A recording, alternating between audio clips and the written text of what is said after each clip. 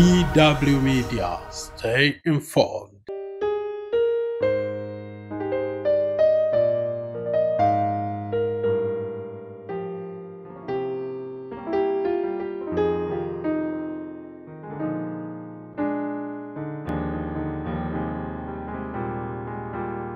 Jifunza kanuni hizi na zitakusaidia kuelewa unabii vizuri. Unaposoma Danieli na Ufunuo utajifunza na utaelewa, kwa sababu umejifunza zile kanuni za msingi za kuelewa unabii ambao umetumia kwa lugha ya ishara, vidokezo na tamithali za semi.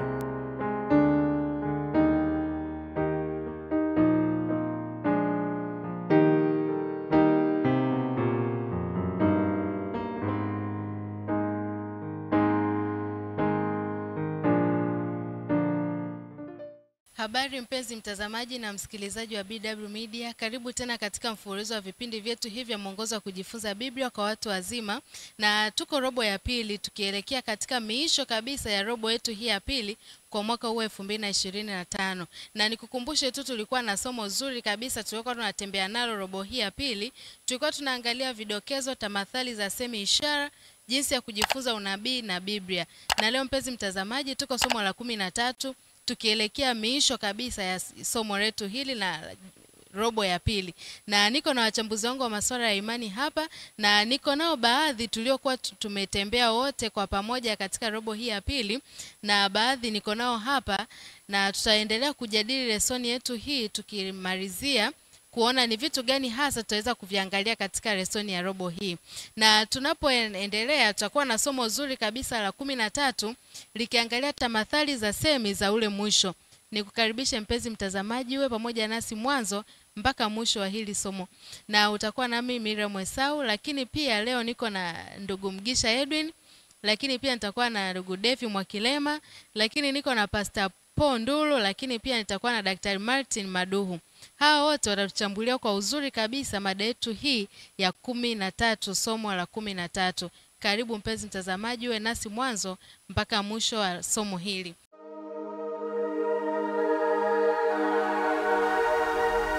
BW Media, stay informed. Tamathali za semi za ule mwisho, na fungu elekezi linatoka katika kitabu cha Yona 1 na ule mstari wa 9. Linasema, akawaambia, mimi ni Mwebrania, nami namcha Bwana Mungu wa mbingu, aliyeziumba bahari na nchi kavu. Na leo studio uko nami mtangazaji wako Miriam Esau, lakini niko na ndugu Mgisha Edwin, Devi Mwakilema, Pastor Paul Ndulu, lakini niko na Daktari Maduhu Martin.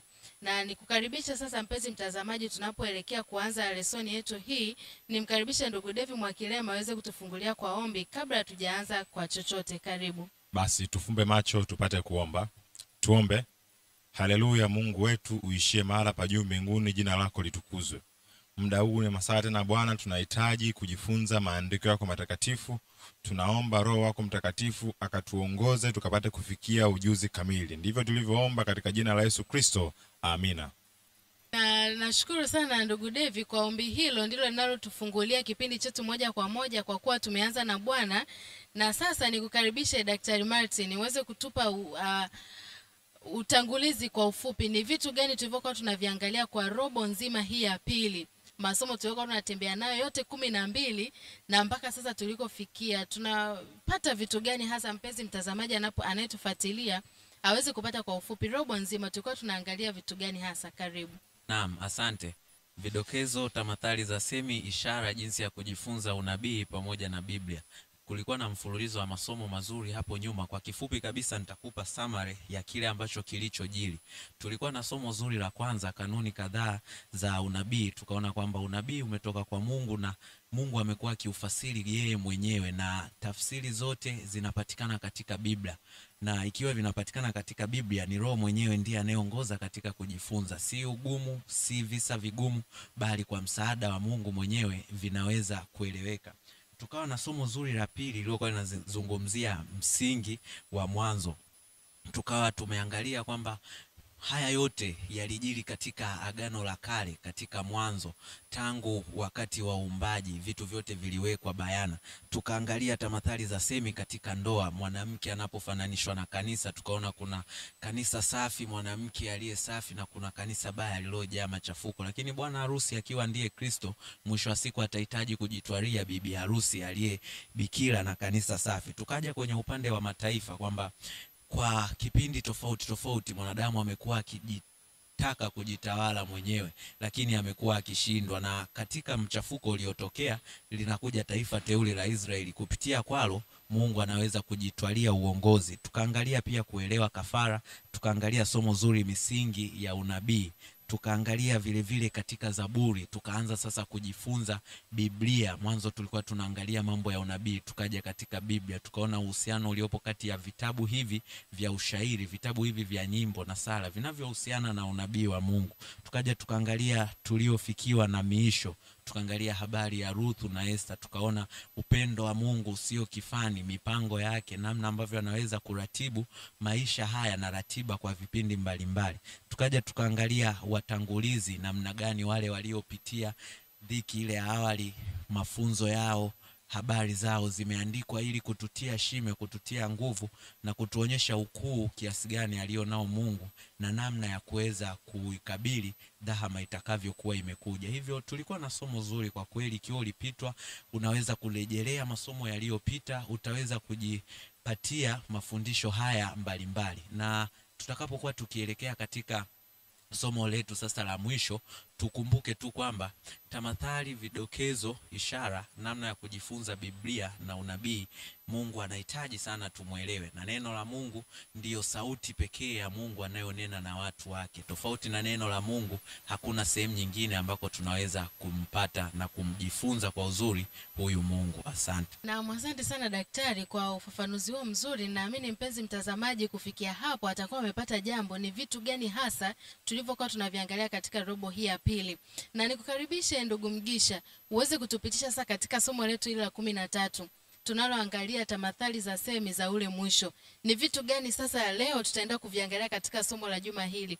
Na tutaenda kuangalia vitu gani ambavyo mpenzi mtazamaji anaweza akawa anafuatilia hata pale alipo ili aweze kuelewa lesoni ya juma hili. Karibu. Asante. Na leo katika somo la tamathali za Semi za ule mwisho tutakwenda kuchunguza visa vitatu ambavyo kutoka kwavyo tutaweza kujifunza mambo ya muhimu yanayoshabihiana na kile ambacho kitatokea katika huu wakati wa mwisho na yamkini kimekwisha kuanza kutokea. Na kisa cha kwanza tutapitia kisa cha Yona ambaye ni nabii mkaidi, namna utume wake wa kwenda Ninawi ulivyokuwa na namna ambavyo sisi leo tunaweza tukawa tunapitia kipindi kama kile cha huyu Yona. Lakini kisa cha pili tutapitia kisa cha kuanguka kwa Babeli chini ya Berishaza yule mrithi wa Nebukadneza, na namna kanuni ambavyo zinajirudia tena katika kuanguka kwa dunia hii katika wakati ule wa mwisho. Na mwisho tutakwenda kupitia kuhusu kisa cha Koresh ambaye analejewa kama Masihi. Tutakuja kuona ni kwa namna gani utawala wa Koreshi wa Wamedi na Waajemi ulivyokuja kurejesha maisha kwa wale wana wa Israeli na kuwarudisha katika nchi ya ahadi, na namna inavyoshabihiana na ujio wa Yesu mara ya pili ambavyo atakuja kuwarudisha tena wanadamu katika utawala wa Mungu katika ile nchi ya ahadi. Karibu katika somo la leo, maana tunakwenda kuhitimisha robo yetu. Asante. Nakushukuru sana ndugu Mgisha kwa ufafanuzi huo mzuri wa utangulizi wa somo letu hili la 13, na ameshaelezea hapo awali kwamba vitu gani tutakavyoenda kuviangalia katika lesoni ya juma hili.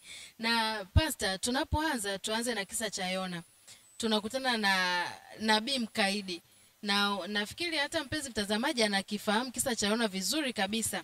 Sasa pastor, njoo utupe mfanano uliopo kati ya Yona na kisa cha Yesu. Kuna ufanano gani hapa tunaweza kupata kati ya visa hivi viwili? Karibu. Kwanza kabisa, Yona anaitwa kuwa ni nabii mkaidi kwa sababu kitabu cha Yona kinamsimulia kuwa alitumwa kwenda nchi ya Ninawi, nchi ambayo kimsingi Ninawi ilikuwa katikati ya mji wa Ashuru.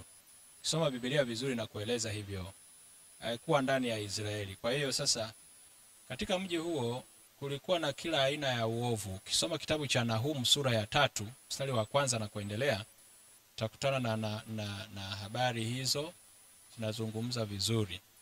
Lakini sasa Yona ana mfanano mkubwa sana na Yesu Kristo baada ya kuja duniani kwa ajili ya swala la ukombozi wa dhambi ya ulimwengu. Mfanano wake ni kwamba Yona alitupwa baharini. Ni mfano wa Yesu Kristo.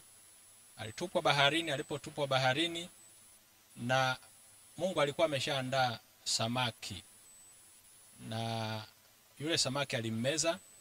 Kwa muda wa siku 3 Yona alikuwa ndani ya tumbo la samaki. Vivyo hivyo hata Yesu Mwokozi wetu ilipofika muda wa kufa duniani hapa kutukomboa, alikaa, anaeleza katika Yohana sura ya Mathayo 12 mstari wa 38 hadi 42 kwamba alikuwa katika moyo wa dunia kwa muda wa siku 3, na baada ya hapo alifufuka. Kwa hiyo Yona naye baada ya siku 3 alitoka katika tumbo la samaki yule, na Yona alikuwa tayari anaelekea Ninawi kwenda kuihubiri. Vivyo hivyo hata Yesu baada ya kufufuka aliwatokea watu kadhaa na kuwapa matumaini ya uzima wa milele.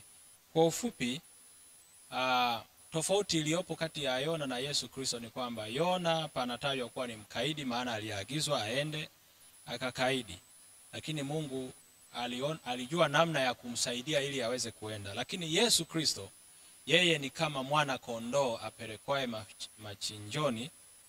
Alienda bila kulazimishwa, au alikuja duniani bila kulazimishwa kwa ajili ya kutuokoa sisi. Kwa hiyo Yona kwa sehemu nyingi anashindwa kukidhi kuwa mfano wa Yesu Kristo, lakini anakidhi kwa sehemu chache tu, na hasa anapokuwa ndani ya tumbo la samaki na kutapikwa siku ya 3. Asante sana. Asante sana Pastor kwa ufafanuzi huo mzuri kabisa uliotuelezea ufanano kati ya kisa cha Yona lakini pia kisa cha Yesu alipokuwa hapa duniani. Lakini ndugu David, tunapoendelea na kisa hiki cha Yona, tunakutana na kauli ya Yona pale alipoulizwa wewe ni nani? Na ndilo fungu letu la kukariri hapo linaloelezea akajitambulisha, mimi ni Mwebrania, ninamcha Mungu aliyeziumba mbingu na nchi na bahari. Akaelezea na vitu kama hivyo. Kauli hii ya Yona inakuwa na uhusiano gani na ule ujumbe wa malaika watatu unaopatikana katika kitabu cha Ufunuo sura ya 14? Karibu. Nashukuru. Yona alipoulizwa swali hilo alijibu kwa kujitambulisha sifa ambazo kiukweli zilikuwa zinamuelezea yeye ni nani, lakini kiundani zilikuwa zinaonesha jukumu lake au ujumbe ambao alikuwa ametumwa kwa ajili ya kuupeleka. Ukisoma kitabu cha Ufunuo sura ya 14 ukianzia ule mstari wa 6, ujumbe wa malaika wa kwanza unamtambulisha Mungu, unasema kwamba mcheni Mungu na kumtukuza, kwa maana yeye ndiye alizifanya mbingu na nchi na bahari. Lakini pia Yona anavyojitambulisha, anajitambulisha kama yeye hapo ni Mwebrania ambaye anamcha Mungu aliye muumbaji wa mbingu na nchi. Yona anapeleka ujumbe wa malaika, anapeleka injili. Kwa kifupi ni kwamba Yona anakwenda kumtambulisha Yesu kwa wale watu ambao walikuwa ni wadhambi, lakini pia si kumtambulisha Yesu tu, bado anazidi kuwarejesha kiini au msingi wa maisha yao. Kumtambua Mungu, hatuwezi kusema unamtambua Mungu kwa kumfahamu kwamba yeye ni Mungu, bali kwa kumtambua Mungu kama muumbaji. Unakiri ya kwamba vitu vyote vimeumbwa kupitia yeye. Kumtambua Mungu kama ni muumbaji na vitu vyote vimeumbwa na yeye ndio ibada. Maana kinachotambulisha kwamba Mungu ni muumbaji ni ibada. Na tukirudi katika swala la ibada, tunafahamu ni nini maana yake, kwamba Mungu aliumba kwa siku 6 na siku yake ya utakatifu alipumzika. Kwa hiyo tunajua kwamba Mungu anafaa kuabudiwa kwa sababu yeye alituumba. Na je, tunajuaje ya kwamba yeye alituumba? Kwa sababu baada ya kuumba Mungu alipumzika. ikawa ni ibada. Kwa hiyo Yona anatambulisha watu kwamba ibada ambayo wanataka kuifanya wasielekezee kwa miungu mingine, bali wamuelekezee Mungu, na hiyo ibada iwe katika viwango ambavyo Mungu anavitaka. Nashukuru. Asante sana ndugu Devi kwa nyongeza hiyo nzuri kabisa. Lakini ndugu Mgisha, tunapoendelea mbele tunaona baada sasa ya Yona kupitia heka nyingi, na hata mpenzi mtazamaji na msikilizaji anaweza akajiuliza leo ni kwa kiasi gani anafanana na Yona, atajiuliza katika maisha yake na kuchukua hatua. Lakini tunaona sasa Yona akafika sehemu aliyoagizwa, na tunaona kazi ya toba hapa namna inavyofanya kazi. Baada ya kufika pale alianza kutangaza baada ya siku 40 mji utaangamizwa nini, akaanza kuwapa hukumu. Lakini tunavyosoma kisa vizuri ilikuwa ni kinyume na hapo. Karibu tupe masomo kadhaa. Ni kwa nini basi ule ujumbe aliotoa Yona haukutimia, lile neno alilolisema utaangamizwa? Kwa nini neno lile alilolisema halikuweza kutimia? Karibu. Asante. Tunapokisoma kisa cha Yona, tunapofika sura ya 3, tunamuona Yona akienda sasa katika sehemu aliyoagizwa, na anapofika pale anakwenda kuihubiri ile habari ya kwamba ule mji utaangamizwa, na ili mji usiangamizwe wale watu inabidi wafanye toba. Lakini hata Yona mwenyewe hakuwa anatamani wale watu watubu. Utakuja kuona katika sura ya 4 kwamba baada ya kuwa amehubiri alikwenda kukaa sehemu ambapo anaweza kaona mji vizuri, na akawa anasubiri kuona mji ukiangamia. Lakini Mungu akampa somo zuri pale. Sasa turudi katika habari ya ujumbe ya kwamba sisi kama Yona tunaweza tukawa tunaenda kuhubiri katika maeneo ambayo pengine tukiyatizama tunaona kama wale watu wamekwenda mbali sana na Mungu kiasi kwamba hawawezi kurudi.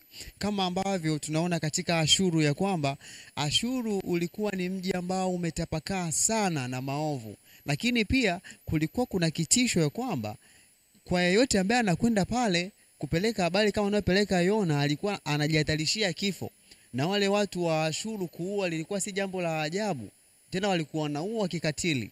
Lakini kitu cha kushangaza ni kwamba wale watu waliitikia wito wa toba na wakatubu.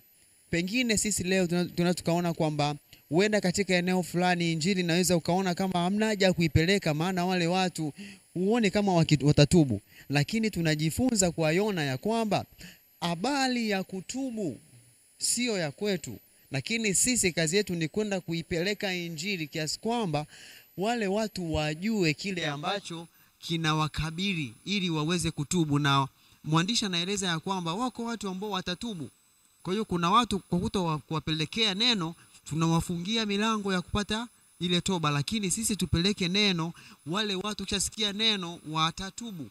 Lakini pia jambo la mwisho la kuongezea katika hicho kisa cha habari ya toba, tunaona na kutambua ya kwamba kila mwanadamu ambaye yupo duniani hatimaye atapewa nafasi ya kuchagua hatima ya mwisho wake, baada ya kuwa amekwisha kupewa elimu ya kile kitu ambacho anatakiwa kuchagua. Kwa hiyo yule mwanadamu ambaye atachagua kupotea sio kwa sababu hakusikia, ila ni kwa sababu amepuuza. Na hii inajirudia tena katika habari ya mwisho wa wakati.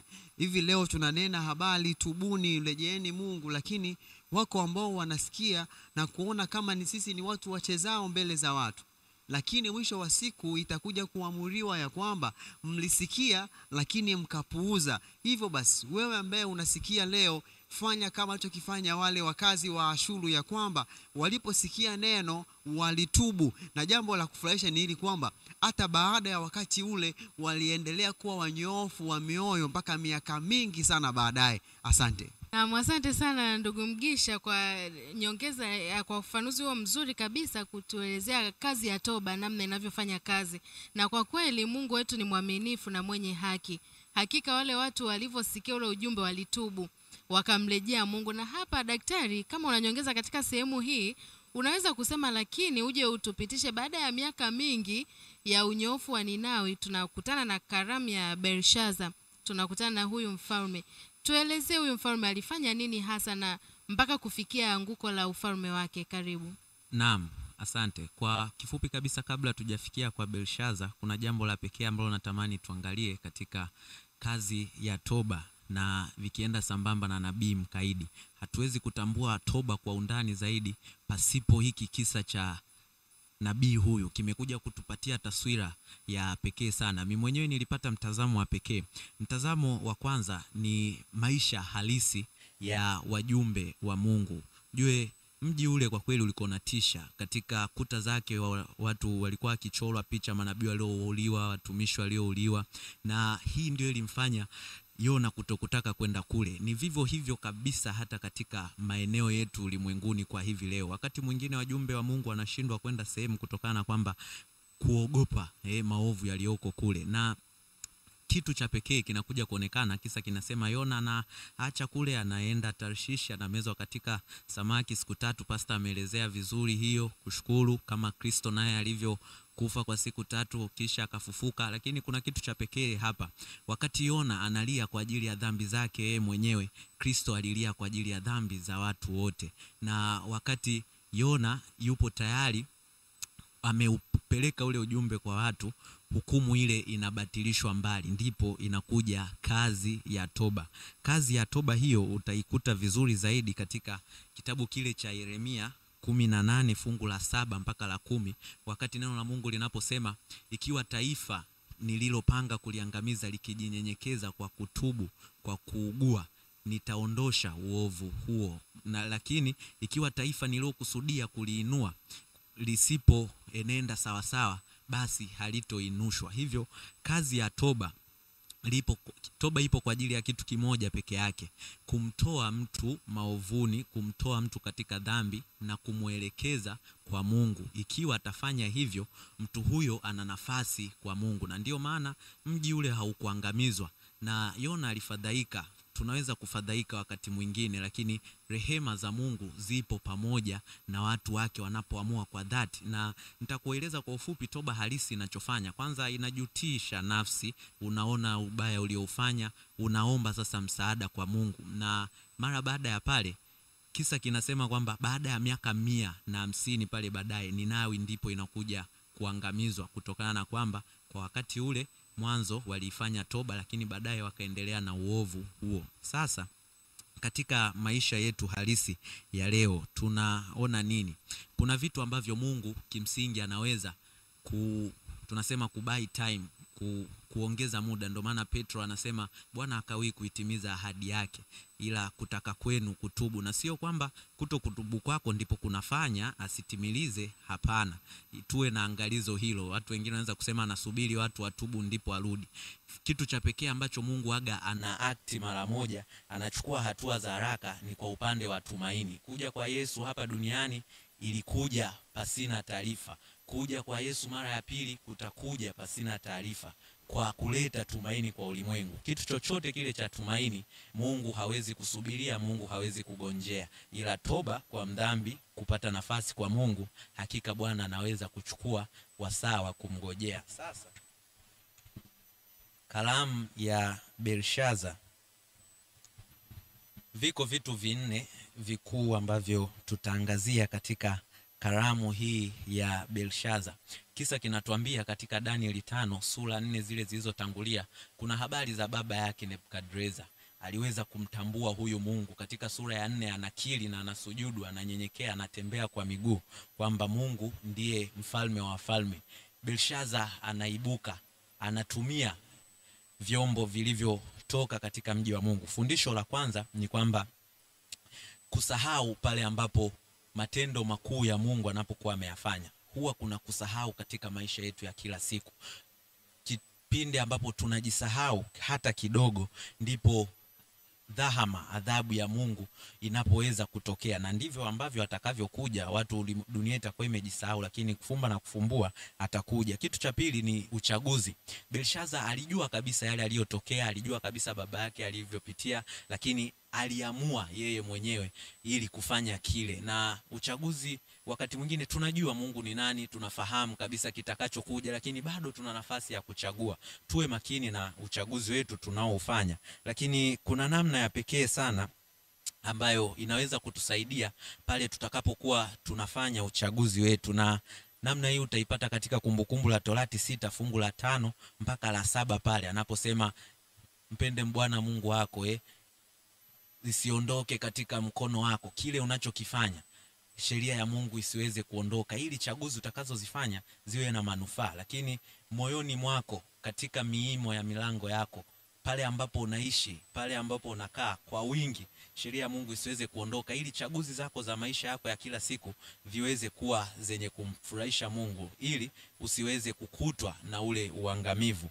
Kalamu ya Belshaza, wakati watu wanastarehe, wakati watu wanalewa kwa mvinyo, ndipo anguko la Belshaza lilipokuja, na siku ule ndipo alipoweza kuangamizwa. Asante. Asante sana Daktari Martin kwa ufafanuzi huo wa karamu ya Belshaza, na namna umetuonesha vitu kadhaa hapo vilivyojitokeza katika usiku ule. Lakini Pastor, njoo utupe mafundisho ya kiroho, masomo ya kiroho tunayopata katika kisa hiki cha Belshaza.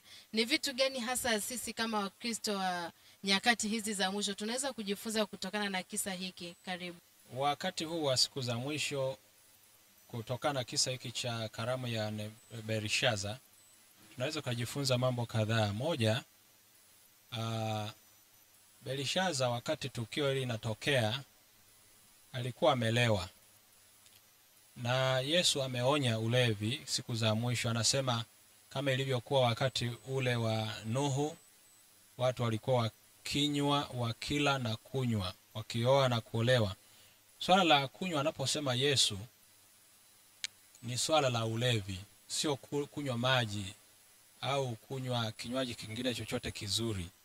Kwa alikuwa amelewa, na kwa hiyo kwa sababu ya ulevi huo akili inahama kutoka katika kumuogopa Mungu na kutetemeka kwa ajili yake. Kwa hiyo jambo kubwa kabisa ni kwamba, ndugu mtazamaji, ikiwa tutaendekeza ulevi, hatuna mbingu na tutaangamia kama Belshaza. Lakini jambo lingine la msingi ambalo linazungumzwa hapa ni kwamba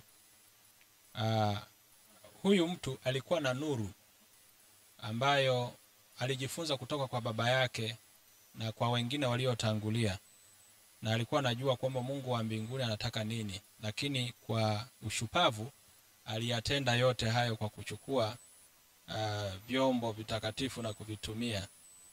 Hivyo hivyo hata sisi tutakutwa na hukumu ikiwa tutaendelea kushupaza mioyo yetu, tusiendelee kutenda matendo yaliyo mema yanayompendeza Mungu. Kwa hiyo kwa hakika ilikuwa tendo la ufidhuli kabisa, ingawa Belshaza alikuwa na ushahidi wa kutosha kabisa, uthibitisho wa kujua vizuri zaidi, na alikuwa na ufahamu wa kutosha kujua ukweli. Tatizo badala yake lilikuwa ni moyo wake, na moyo ukiufuata unavyokuelekeza, hata kama unaona unakinzana, kuna sauti na kuambia acha hicho, lazima utapotea. Nashukuru sana ndugu mtangazaji. Nikushukuru sana Pastor kwa ufanuzi huo na kwa nyongeza hiyo nzuri kabisa. Ni kwa namna gani sasa kisa hiki cha Belshaza kinaweza kutujenga sisi leo kiroho katika safari yetu ya kwenda mbinguni? Namna tunavyotumia vyombo vya hekalu, vyombo vitakatifu kwa mizaha. Tunikukumbusha mpenzi mtazamaji, hilo halifai na halitakiwi, na maana unaonesha kwamba Mungu yeye hafai kitu chochote. Aliyekwambia usifanye na unaendelea kufanya. Kufikia hapo mpenzi mtazamaji na msikilizaji, tupate mapumziko mafupi, tutarejea kuendelea na mwongozo wetu wa kujifunza Biblia.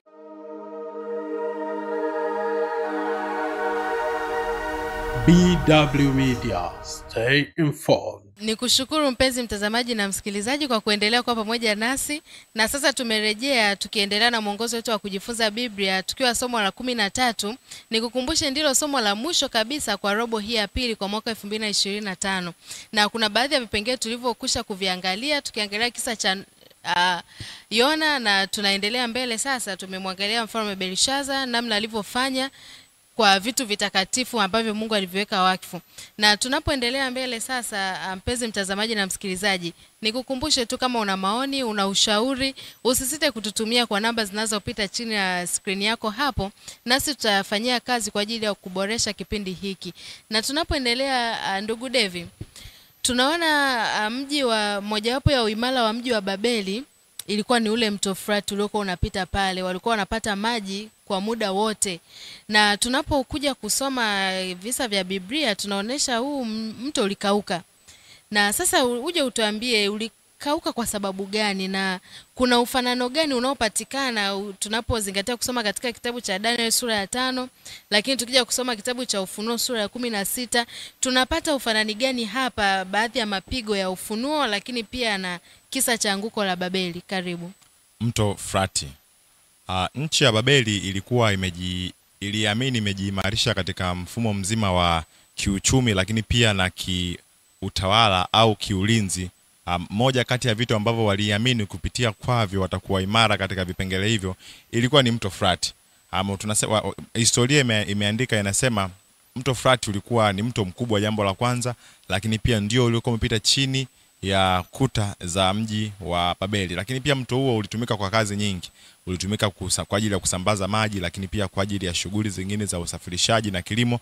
Lakini sababu kuu ilikuwa, matumizi makuu ilikuwa kwamba ulikuwa unaimarisha ulinzi.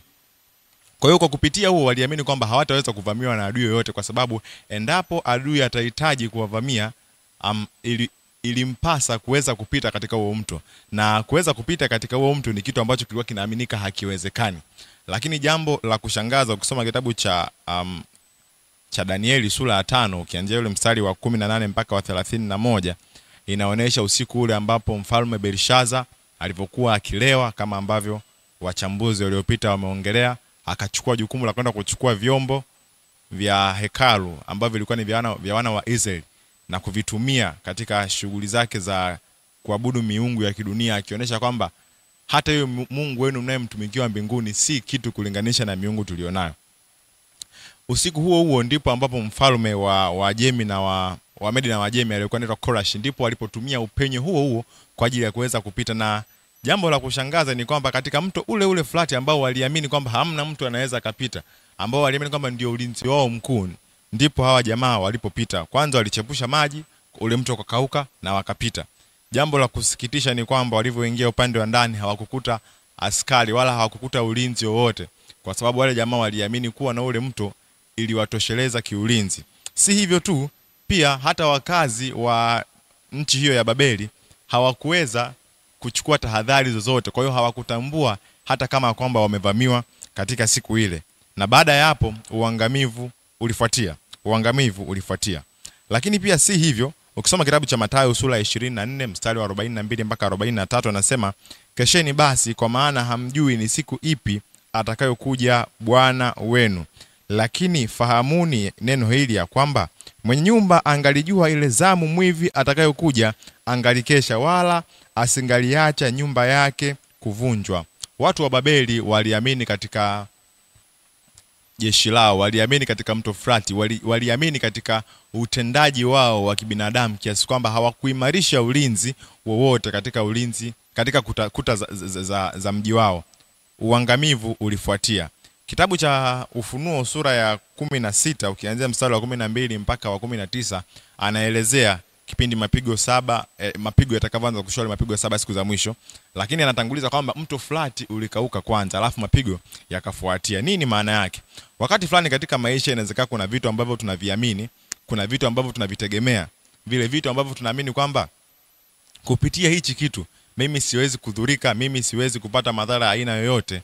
Uangamivu unapokuja huwa unaanza na kile kitu. Ndio maana Yesu kwenye kitabu cha Mathayo sura 24 42 na 43 anasisitiza kwamba tukeshe macho, kwa sababu hatujui ni wakati gani ambapo mwivi atakuja, au kwa lugha nyingine tujitayarishe wakati wowote, kwa sababu hatujui aidha uangamivu wetu utakuja muda gani au mwana wa Adamu atakuja muda gani. Watu wa Babeli kama wangalikuwa wamejiandaa wakakesha muda wote, wasishie tu kutegemea kwamba ule mtu utawaokoa, wakati fulani wangeweza kujua kwamba tumevamiwa, labda ingebadilisha historia, au labda ingekuwa na mchango fulani katika kubadilisha historia yao. Lakini kwa sababu ya kutokujua na kukaa kama watu waliokuwa wamelala, waliangamia. Wewe na mimi, je, katika maisha ambayo tunaishi katika ulimwengu huu, tumelala kana kwamba tunaamini mali tulizonazo, labda wakati fulani elimu tulionayo, labda wakati fulani matendo yetu fulani mema ambayo tulionayo, tunaamini tuko salama kupitia hayo? Bali tukumbuke ya kwamba sisi tuko safarini, tunamsubiria Bwana. Wakati wote uliopo duniani yatufaa sisi kuwa macho, tukitenda yale ambayo Mungu ameagiza tuyatende, na kwa kupitia hivyo tutakuwa salama. Bwana akubariki. Nikushukuru sana ndugu Devi. Kukauka kwa Frati, umetuelezea kwa uzuri kabisa historia ya mji huu wa Babeli na namna gani tunapaswa kuwa macho sisi kama Wakristo wakati huu. Daktari, tunapoendelea mbele hapa sasa, tunaposoma katika kitabu cha Ufunuo sura ya 16, tukianza na ule mstari wa 15, tunakutana na maonyo makali sana katika kipindi hiki cha mwisho. Lakini katikati ya hayo maonyo tunaona kuna ujumbe wa injili unaopatikana hapo. Lakini katika fungu hili inamaanisha nini anaposema kutoenda uchi katika fungu hili? Hebu karibu tuambie maonyo hayo katikati yake kuna ujumbe gani wa injili, lakini inamaanisha nini kusema kutoenda uchi? Karibu sana. Naam, kutoenda uchi. Habari hiyo naipata katika fungu lile la 15 la sura ya Ufunuo ile ya 16. Mto Frati, kukauka kwake, kesheni, kutoenda uchi. Lakini hilo fungu linaanza kwa kusema, tazama naja kama mwivi, heri akeshaye na kuyatunza mavazi yake. Wakati tofauti tofauti Yesu wakati anatoa mfano wa ufalme wa Mungu ukifananishwa kama harusi, na wenye vazi wakiwa ndio wenye nafasi ya kuwa katika harusi ile, alionekana mtu asiye na vazi na akaweza kuondolewa. Kuna uhusiano upi na anapounganisha na swala la uchi, alafu anamalizia hata watu wakaione aibu yake. Pale juu katika mafungu, nafikiri fungu la 12 na la 13, hapo zimetajwa roho tatu za vyura, ambapo kuna joka, kuna yule mnyama, lakini vile vile na kuna yule kahaba. Haya yote yakiwa yanaonyesha ni kwa namna gani machafuko Babeli. Kwa kifupi, tunapozungumzia Babeli tunamaanisha mkanganyiko aina yoyote ile, mafundisho nje ya mafundisho ya Mungu. Tunaangalia uangamivu, lakini vile vile tunaihusianisha pia na dunia pale itakapofikia mwisho, kama ambavyo iliweza kuanguka kupitia Frati. Kwa hiyo kwa kifupi naweza kusema kwamba kuto kuwa uchi kuna kwenda sambamba na kukesha. Na kuto kuwa uchi inamaanisha nini? Pale awali, baada ya Adamu kujigundua na Hawa kwamba wako uchi, waliona kwamba hawastahili chochote, wamepoteza nafasi yao kwa Mungu, uovu umewekwa bayana, na ndicho kitakachotokea. Kuna wakati mafundisho haya tunayaweka hadharani, lakini wakati Mungu atakapokuja, wakati mapigo yale atakavyokuja, hakuna hata mmoja ambaye hatoachwa bila kutambua kwamba kumbe nilikuwa katika uongo, ukweli ulikuwa ni huu. Kwa hiyo kubaki uchi ni kuwekwa bayana, ni kuwekwa wazi, lakini cha msingi kabisa ambacho tunachoweza kukiangalia hapa ni kwamba wasione aibu yake. Aibu yake. Aibu kwa maana gani? Aibu kwa maana ya kwamba habari hizi tunazozungumzia juu ya kuanguka kwa Babeli, juu ya kuanguka kama ilivyokuwa katika historia na itakavyokuja kule mwisho, hii yote itakuwa ni ajabu sana ikiwa mwisho wa siku tutaweza kuanguka, tutaweza kuangamia. Vitu viwili peke yake ndivyo vinaweza kuamua nini hatima ya maisha haya, na wakati mwingine hatutoshangaa kwamba hatukujua, hapana, ila tutashangaa kwamba hatukuamini. Kwa Nuhu ilikuwa vile, watu walijua ila mwisho wa siku wakashangaa mvua kweli inanyesha, hawakuamini.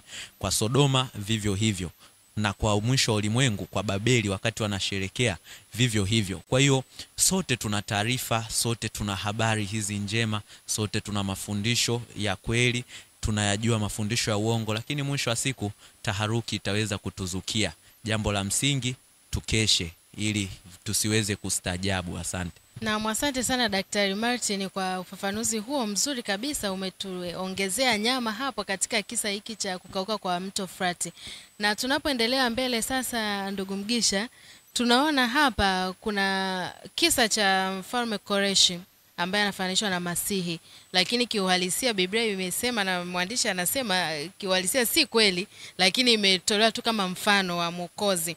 Na tunapoona katika visa hivi viwili, unaweza kutuambia kuna kinafananaje na kile kisa cha Nebukadneza? Kisa hiki cha Mfalme Koreshi na Nebukadneza vina uhusiano gani, vinafananaje? Lakini ni kwa njia zipi zinatofautiana? Hivi visa vinatofautiana. Na unaweza pia kutuambia visa hivi viwili viliathirije kurudi kwa Kristo karne nyingi sana zilizopita, mara ya kwanza alipokuwa anakuja duniani? visa hivi viliweza kuathiri kwa namna gani? Karibu sana. Asante. Na tunaona mfalme Koreshi ambaye anafananishwa na Masihi, na tunaona kwamba kama walivyotangulia kusema pia ndugu yetu kwamba Koreshi si mfano halisi wa Kristo, lakini viko vidokezo ambavyo vinafanania na kile ambacho alikuja kufanya Kristo. Jambo la kwanza tunaona ya kwamba baada ya Koreshi kuiangusha Babeli, tunaona kwamba utumwa wa wana wa Israeli ulikoma, maana baada ya pale aliwaruhusu sasa warudi nyumbani kwao. Lakini lipo jambo ambalo natamani sana tusome wote katika maandiko ambalo ndio la kutafakari sana kuhusu Koreshi.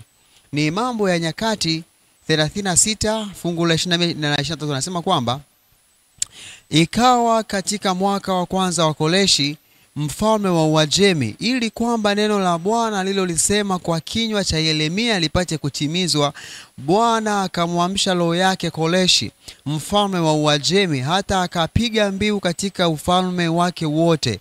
Akaiandika pia akisema, Koreshi mfalme wa Uajemi asema hivi, Bwana Mungu wa mbinguni amenipa falme zote za dunia, naye ameniagiza nimjengee nyumba katika Yerusalemu ulioko Yuda. Basi kila mtu katika ninyi nyote mlio watu wake, Bwana Mungu wake na awe pamoja naye na akwe. Tunaona ya kwamba ufananio wa kwanza kabisa, Koreshi anapata kufundishwa na Mungu ya kwamba utawala ambao anatawala hajajipa yeye, amepewa na Mungu. Ni somo ambalo pia alipewa Nebukadneza katika ile ndoto kwamba wewe kitu cha dhahabu, lakini ziko falme nyingine zinafuata, na mwisho yule aliyewapa nyote atakuja kumaliza ufalme. Lakini utofauti mkubwa ni kwamba Nebukadneza yeye alikuja kupuuza. Tunaona kwamba katika sura ya 3 ya Danieli yeye anajenga sanamu ambayo ni dhahabu mwili mzima, akionyesha ya kwamba hapana, mimi ndiye mtawala. Lakini mwisho wa siku tunaona ya kwamba utawala wa Babeli uliisha, na changamoto kubwa ni kwamba walijiinua wakasahau ya kwamba yuko Mungu ambaye ndiye amewapa utawala, ambaye yeye ndiye anaziweka falme na kuziondoa. Sasa ili kosa hajirudi tena kulifanya Koreshi baada ya kuwa amepewa ile mamlaka. Tunaona kwamba ni katika mwaka wa kwanza wa kutawala kwake anakili ya kwamba Mungu ndiye aliyenipa, na kwa sababu amenipa pia na amri ya kwenda kumjengea nyumba katika nini? Katika Yuda. Na ndipo tunaona ya kwamba wale Waisraeli sasa wanaanza kuondoka kurudi nchi yao. Lakini pia lipo jambo la ajabu ambalo amelizungumza pia huyu ndugu mwandishi, ya kwamba mpangilio wa vitabu vya Agano la Kale umekuja kuboreshwa katika nyakati zetu hizi, lakini katika mpangilio wa awali hii kauli ndiyo ilikuwa inahitimisha Agano la Kale. Maana baada ya kauli ile tulikuwa tunaingia kitabu cha Mathayo kuonesha ya kwamba hapa tumeishia kwa Koreshi akiwa anazungumza ya kwamba anakwenda kumjengea nyumba, ndio Yesu. Lakini tunaona katika Mathayo kwamba Yesu anazaliwa. Kwa hiyo tunaona ya kwamba Koreshi yeye anabeba taswira ya Masihi, ambaye kwanza tunaona Koreshi yeye alikuja kukomesha historia ya Babeli ambao imekuwa ni mji unaowatesa watakatifu na kuleta maovu.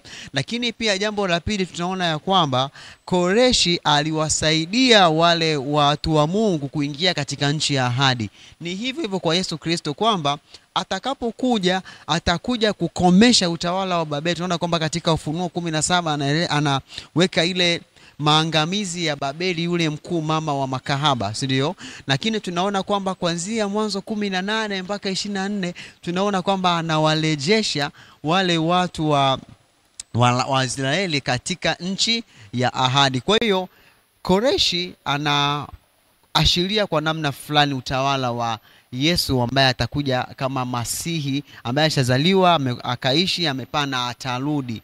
Kwa hiyo tunapohitimisha sasa katika hii lesoni, ni vema tumuelezee mtu ya kwamba lengo halisi la unabii ni kukuelezea ya kwamba Yesu anarudi tena, na atakaporudi yeye ndiye atakuja kufanya yote kuwa mapya. Na wito wetu sisi ni ule wito wa malaika watatu ambaye anaeleza cheni Mungu na kumtukuza, umeanguka Babeli, habari ya yule mnyama, mwisho wa siku ya kwamba watu wote wapate kurejea katika ibada ya kumwabudu Mwenyezi Mungu kabla hajaja Masihi. Maana atakapokuja, utakapokuwa umechagua aidha katika Babeli unaangamia, aidha katika Yerusalemu unapata uzima wa milele. Asante. Asante sana ndugu Mgisha, umeelezea vizuri kabisa kisa hiki cha mfalme Koreshi, lakini umetupa na mfanano wake. Alifanana vipi na mfalme Nebukadneza katika kipindi kile? Pastor, karibu utupe nyongeza katika sehemu hii. Unalipi hasa la kutuambia, na mpenzi mtazamaji ana hamu sana ya kusikia tunapoendelea kuzipiga hatua zetu hizi za mwisho kabisa katika somo hii ili la 13 katika robo hii ya pili. Karibu utupe nyongeza katika sehemu hii ya Koreshi anayefananishwa kama Masihi. Karibu. Koreshi ni Masihi wa Bwana. Maana ya Masihi ni aliyetiwa mafuta,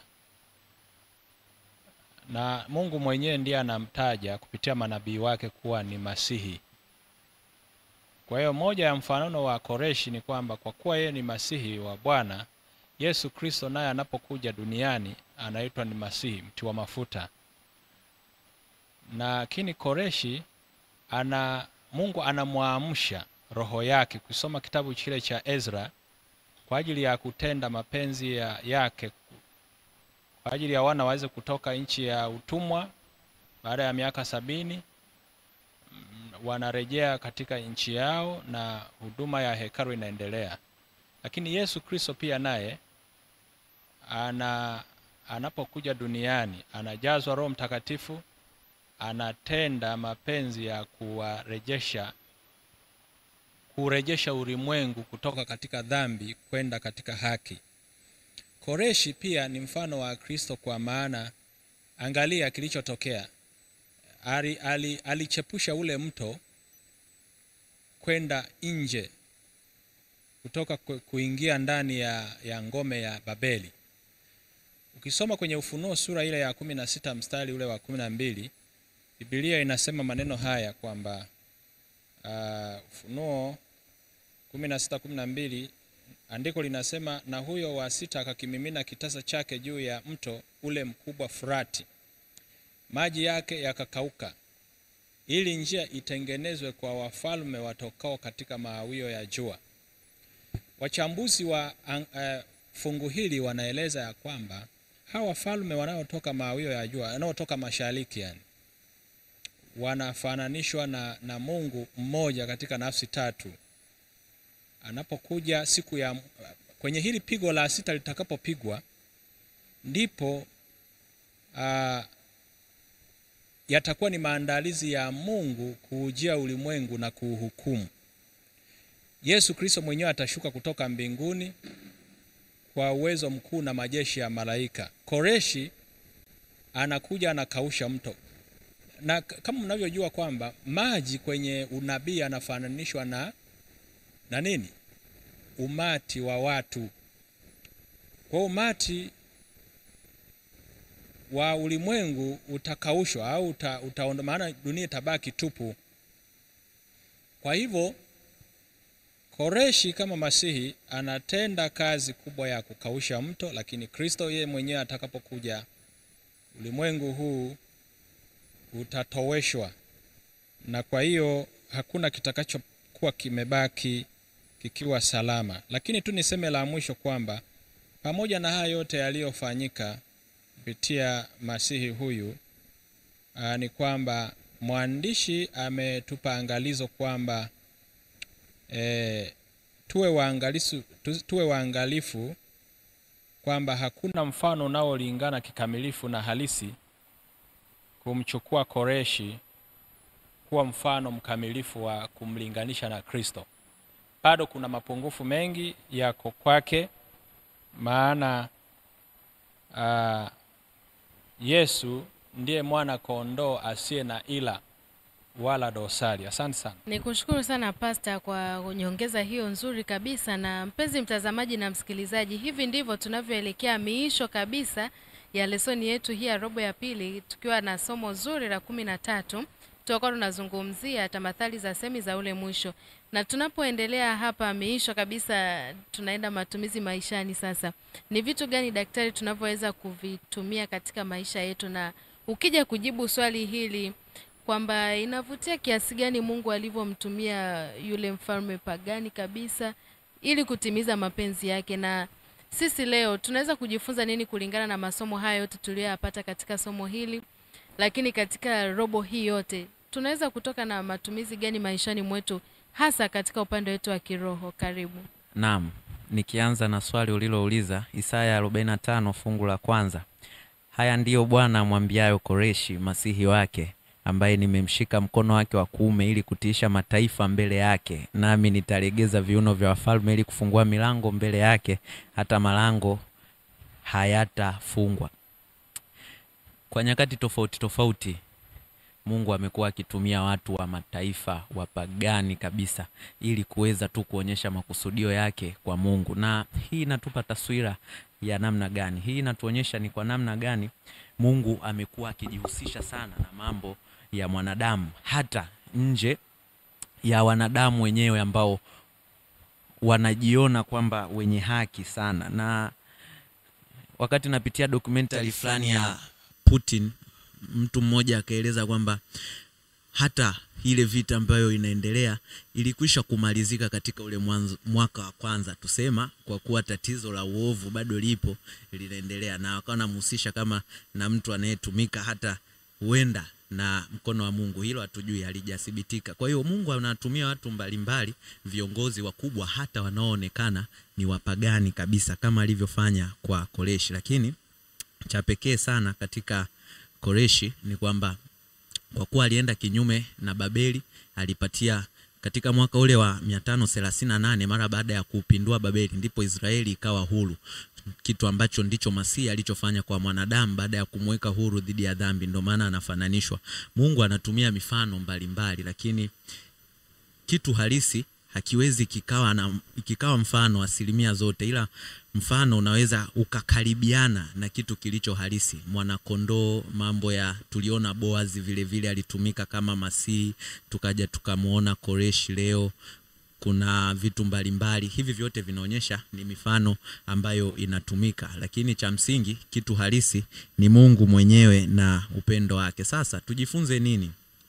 Tujifunze nini katika somo hili? Yako mambo manne hapa ambayo natamani tujifunze, na jambo la mwisho linatoka katika kitabu kile cha Danieli tulichokiona, sura ya 5 fungu la 23 na kuendelea hapo mbele. Kitu cha kwanza ni neema pamoja na adhabu. Katika kisa cha Yona tulichokiona, Mungu hutoa nafasi ya toba kwa watu wake, na ni toba peke yake ndiyo Mungu hugailisha uovu wake. Lakini mwisho wa siku inapofikia kikomo, hakika hukumu yake inaweza kuonekana. Hivyo kwa wakati huu, mathalani muda bado upo wa rehema, mathalani ni neema ya Mungu tunaziona, tuzitumie katika kukesha kwetu tuweze kupata nafasi kwa Mungu. Kitu cha pili ni kwamba visa hivi viwili vya Koreshi Nebukadreza kukauka kwa Flati na anguko la Babeli linaonyesha watu wawili hapa wenye kiburi.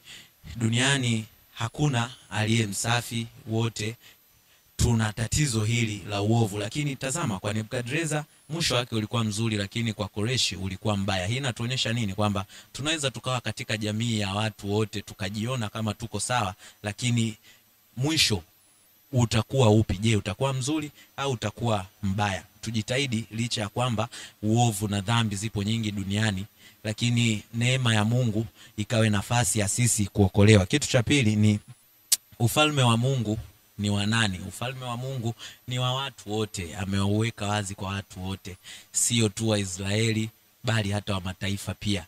Na ikiwa ni hivyo, kwa hiyo hata wewe una nafasi. Kama aliweza kufanya vile kupitia Koreshi, ataweza kufanya vile hata kwa mtu mwingine yoyote. Na mwisho tufungue pamoja sasa kitabu hicho cha Danieli kama tulivyoiona, Danieli sura ya 5. Yale maneno yanayosomeka mene mene, tekel na peres, Maneno haya yana funzo la pekee sana katika maisha yetu. Kitu cha kwanza ni ufalme wako umepimwa. Maisha yetu yamekuwa yakipimwa na Mungu, na kipimo pekee na halisi, mizani ya haki anayo Mungu mwenyewe. Amekuwa akipima mara kwa mara na anaona kupungua kwetu. Na je, tunaiona kupungua kwetu? Tumtazamie yeye ili tusiweze kuangamizwa, tupate nafasi. Na mwisho kabisa katika hiyo mene tekel na peresi, anamalizia kwa kusema kwamba katika lile fungu la 28, ufalme wako umegawanyika, nao wamepewa Wamedi na Waajemi. Ahadi hizi za Mungu, nafasi hii ya Mungu kwa watu wote imewekwa bayana, imewekwa wazi. Kwa kipimo cha Mungu unaweza ukapata nafasi ya pili kwa ufalme ule wa Mungu ujao. Kumbuka tulikuwa tunazungumzia unabii, namna ya kujifunza Biblia, na kitu cha msingi na cha pekee sana ni katika ile miisho, historia ya dunia itakapofungwa, nafasi yetu kwa Mungu ikawe kwa wale watakao urithi ufalme wa milele wa mwana wa Mungu. Asante. Asante sana Daktari Martin kwa nyongeza hiyo nzuri kabisa. Ni vitu gani tunavyoweza kuvitumia maishani mwetu, hasa katika maisha yetu ya kiroho, kuhusiana na lesoni ya robo hii ya pili, yote tuliyoizungumzia kwa ujumla wake. Na mpenzi mtazamaji na msikilizaji, kufikia hapo sisi hapa hatuna la ziada. Nipende kuwashukuru sana kwa kuendelea kwa pamoja nami toka tulivyoanza mwanzo mpaka mwisho. Hapa tunahitimisha kwa uzuri kabisa, na niwakaribishe tena tunapoanza robo ya 3. Tudumu kwa pamoja. Mungu aendelee kutubariki wote. Na mpenzi mtazamaji, nikushukuru tu kwa kuendelea kwa pamoja nasi toka tulivyoanza robo yetu hii ya pili na mpaka sasa tunapohitimisha somo letu la 13 kwa uzuri kabisa. Umeendelea kwa pamoja nasi. Nikukaribishe tena tunapoendelea na robo yetu ya 3 juma lijalo. Usisite kuendelea kwa pamoja nasi. Endelea kutufuatilia kwa uzuri kabisa. Na tunapohitimisha sasa, nikukaribishe ndugu Mgisha uweze kutufungia kwa ombi la mibaraka. Katubariki mpenzi mtazamaji, ukatuombea mibaraka hata sisi tunaoendelea kuwafikishia ujumbe huu kwa Mungu sana. Basi nikualike tupate ombi. Mwenyezi Mungu, muumbaji wetu, muumbaji wa mbingu na vitu vyote vilivyomo na ardhi pia, tunakushukuru kwa kuwa umekuwa nasi tangu tulipoanza robo hii. Sasa ombi letu katika miisho kabisa robo hii ni kwamba Mwenyezi Mungu, na pengine yuko ambaye amekuwa amepata nafasi mara chache kuangalia, na yumkini yuko ambaye ameangalia somo hili la leo. Mwenyezi Mungu, wote wabariki. Tunakuomba Mwenyezi Mungu usiwapungukie na wakumbuke pia katika ufalme wako. Mwenyezi Mungu, tunakuomba wabariki wale wote ambao wamekuwa nyuma ya kamera kuandaa vipindi hivi. Bariki sisi wote ambao tumeshiriki katika kuchambua, asiwepo hata mmoja ambaye atakosa katika ufalme wako. Na cha zaidi Mwenyezi Mungu, tunakuomba utukutanishe tena katika robo ijayo na utuongezee maarifa zaidi, lakini pia wabariki sana BW Media, waongezee ujuzi na vifaa bora zaidi wakapate kuruta matangazo kwa ubora. Mwenyezi Mungu, tunakuomba ya kwamba wote kwa ujumla usitusahau ujapo katika ufalme wako. Kwa jina la Yesu, amina.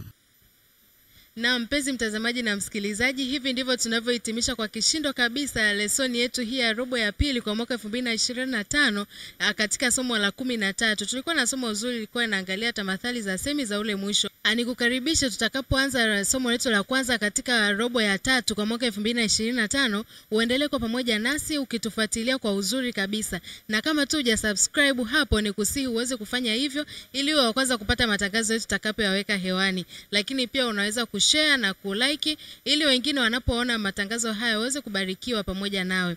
Nikukaribishe tena katika mfululizo wa vipindi vinavyofuata. Ulikuwa nami mtangazaji wako Miriam Esau. Kwa sasa sina la ziada, nikukaribisha tena wakati mwingine. Kwa heri kwa sasa.